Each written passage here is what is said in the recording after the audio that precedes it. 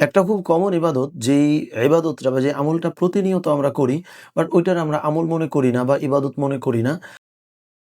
That's why না হয় আমাদের সওয়াব, না যুক্ত থাকে আমরা নেকির সঙ্গে।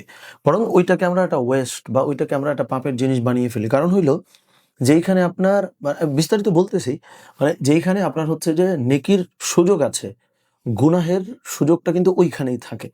সো যাই হোক, আমি একটু বোধহয় সিম্পলিফাই করে বা সহজ করে বলি। খুব কমন একটা ইবাদত বা আমল, সেটা হইলো ভালো করে কথাবার্তা বলা বা মুখের ইবাদত, যেটাকে হচ্ছে বলা হয় যে মুখের ভাষাও একটা বড় ইবাদত, যেটা যদি ওই ভাষাটা বা ওই কথাবার্তাগুলো যদি আমরা গুছিয়ে বা সুন্দর করে মানুষের সঙ্গে বলতে পারি।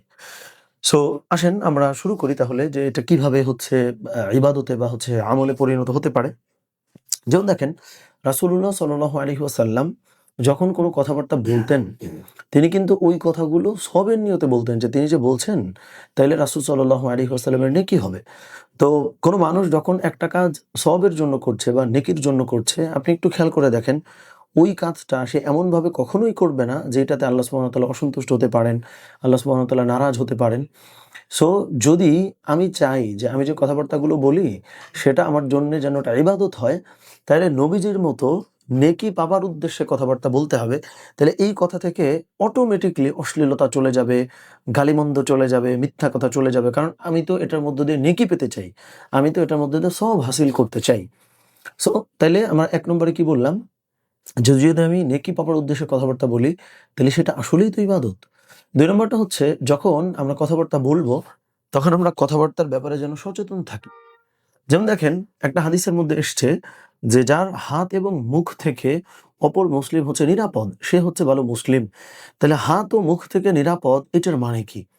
হাত মানে হচ্ছে আপনি তারা আহত করছেন না, পেটাচ্ছেন না, মারছেন না, আক্রমণ করছেন না। মুখ মানেই কিন্তু কথাবার্তা বলা।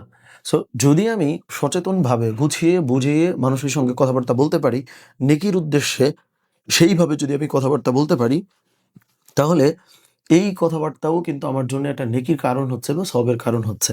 এবং আল কোরআনে আল্লাহ সুবহানাহু ওয়া তাআলা কিন্তু বলেছেন যে তোমরা সুন্দরভাবে কথাবার্তা বলো বা সুন্দর করে তোমরা কথাবার্তা বলো।